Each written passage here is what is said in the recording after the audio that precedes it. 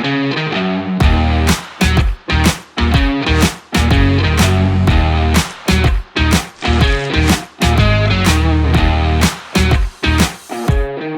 cyclist, welcome to Bike Spa TV, channel menaikkan lifestyle tentang sepeda. Ketemu lagi guys bareng gua. Nah, di video kali ini kita akan Q&A part 2 karena banyak sekali pertanyaan-pertanyaan yang ditanyakan oleh teman-teman di setiap YouTube channel kita di kolom komentarnya.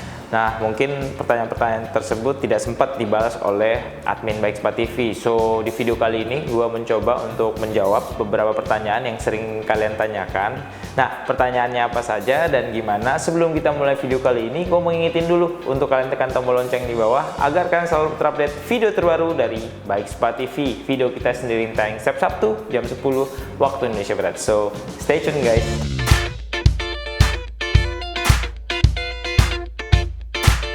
Oke guys, langsung aja ke pertanyaan yang pertama dari Juo22. Saat bersepeda lebih baik minum air putih biasa atau mengandung isotonik? Oke, kalau gue biasanya pribadi kalau long ride itu bawa dua-duanya. Jadi bawa isotonik juga, bawa air putih juga. Tapi kalau nggak short, misalnya hari-hari biasa, itu gue kebanyakan bawanya cuma air putih. Jadi lebih baik sebenarnya itu bawa dua-duanya kalau long ride. Jadi nggak harus satu atau dua, karena isotonik itu kan agak asam juga. Jadi kalau di mulut terlalu banyak isotonik itu juga nggak enak. Jadi lebih baik ada air putihnya juga. Seperti itu. Jadi diseimbangkan saja. Oke. Berikutnya pertanyaan kedua dari Agista, gimana cara benerin shifter loncat dari satu mau kedua, malah loncat ketiga? Oke Agasta, ini mesti ke bengkel kayaknya ya, karena kalau loncat itu kemungkinan kabeling dari shifter ke RD-nya itu ada yang longgar. Jadi begitu kamu mau pindahin, dia nggak terlalu narik, begitu ketiga baru narik. Jadi mungkin kabelingnya harus dibenerin, bisa bawa ke bengkel, kurang lebih seperti itu. Jadi di routing ulang untuk kabelingnya. Oke, langsung yang ketiga dari Dwi Wibowo Saputra. Kenapa di itu nggak bisa ke gear 11 yang paling kecil? Nah, bagus banget nih pertanyaannya. Sebenarnya dari Shimano sendiri untuk di itu memang sudah di set, tidak bisa ke paling kecil. Kalau kita depannya di 36 itu tidak bisa paling kecil karena menghindari cross chainring yang terlalu berlebih. Jadi memang sudah di set tidak bisa. Jadi kalau misalnya mau turun lagi, lebih baik dinaikkan chainring depannya ke gear gede, maka dia akan menyesuaikan kembali seperti itu supaya lebih efektif aja untuk goesannya. Nah, berikutnya Kumaidi, share cara melatih otot paha supaya tidak capek. Nah, untuk melatih otot paha ini sebenarnya gue udah pernah bagiin videonya ya. Kalau latihan paha mungkin dalam goes bisa latihannya strength. Jadi kalian bisa lihat video yang gue pernah sharing untuk latihan strength, itu juga bagus banget untuk melatih paha kita supaya lebih kuat lagi. Karena kalau paha kita sudah kuat, maka goesan kita pun lebih nyaman dan heart rate-nya pun bisa lebih turun, kurang lebih seperti itu. Oke, semoga bisa menjawab ya. Dan yang kelima ada Fah Welah, apakah suka nge-gym atau olahraga lain? Nah, sebenarnya olahraga lain itu biasanya cross training itu biasa gue larinya pun nggak terlalu jauh ya, paling jauh 10 kilo supaya melatih heart rate aja, karena lari itu bagus, dia bisa nahan heart rate stabil di tinggi. Kalau di sepeda itu heart rate-nya biasanya agak naik turun.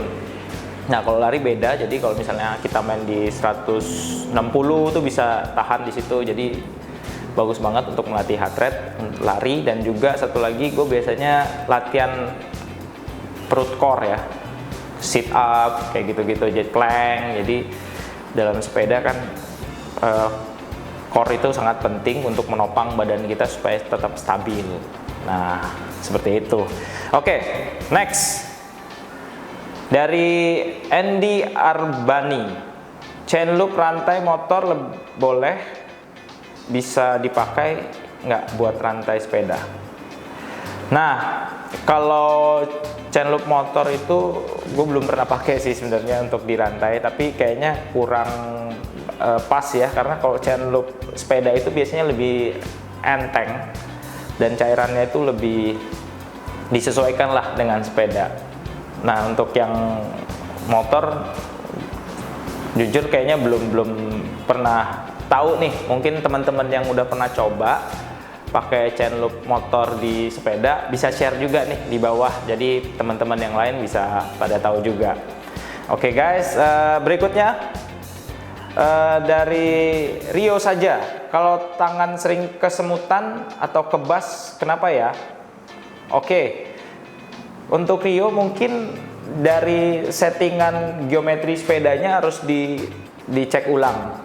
Mungkin kamu terlalu ke depan sehingga yang banyak menumpu adalah tangan kamu, atau posisi ridingnya kurang pas, kurang lebih seperti itu. Jadi mungkin bisa di fitting ulang, dan juga saran gua mesti banyak-banyak stretching supaya lebih lentur, karena kalau badan lebih lentur pun lebih bisa menopang badannya lebih baik, seperti itu.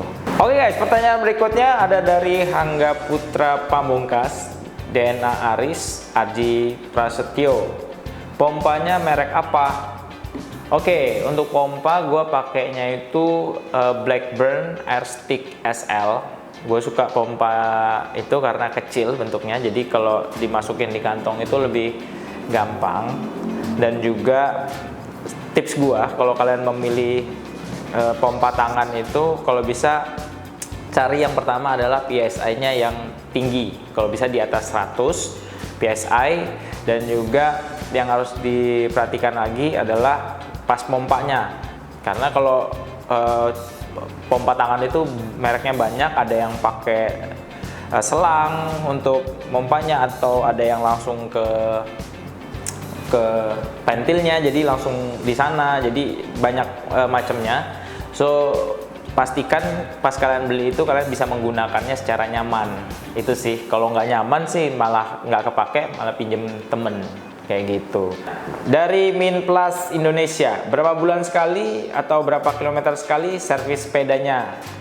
Oke, ini pertanyaannya bagus banget. Jadi sebenarnya kalau gua pribadi untuk servis sepeda itu tergantung pemakaian dan perawatan yang kita lakukan. Jadi kalau misalnya kalian sepedaannya kayak gue seminggu 3 kali, biasanya di akhir pekan itu gue membersihkan sepeda gue. Jadi membersihkan rantai, frame, dan juga reloop lagi untuk rantainya. Jadi begitu kita pakai sepeda di minggu berikutnya mungkin bisa dalam keadaan prima. Nah, gue pribadi pun servis itu di bulan ketiga biasanya, karena seminggu itu gua goes sekitar 3 sampai 4 kali, kurang lebih jumlah kilometernya itu 200 sampai 300-an. Jadi dalam sebulan itu kurang lebih kilometer gua ada di 800-900, sehingga di bulan ketiga gua biasanya servis sepeda. So jadi tergantung kita gimana kita pemakaiannya dan juga perawatan kita terhadap sepeda, karena itu yang mempengaruhi kapan kita servisnya. So semoga pertanyaan ini menjawab pertanyaan dari kalian semua, dan itu merupakan pertanyaan terakhir juga. Oke guys, segitu dulu untuk video kali ini. Semoga video kali ini berguna buat teman-teman, ada hal yang dipelajari di video kali ini. Dan juga kalau teman-teman punya komen atau gua lupa mention sesuatu di pertanyaan kali ini, teman-teman bisa tuliskan komen teman-teman di bawah. Dan juga untuk teman-teman yang punya ide-ide untuk video kita selanjutnya, silahkan tulis ide teman-teman, siapa tahu kita bisa buatkan video untuk teman-teman juga. Dan gue mau ngingetin kembali untuk cek-cek video kita yang lain, karena banyak hal yang kita bagikan di sana. So guys, if you like this video, jangan lupa di like, di subscribe, dan juga di share ke teman-teman sepeda yang lain, biar kita sama-sama belajar, karena dukungan kalian guys membuat kita lebih kreatif lagi. So see you.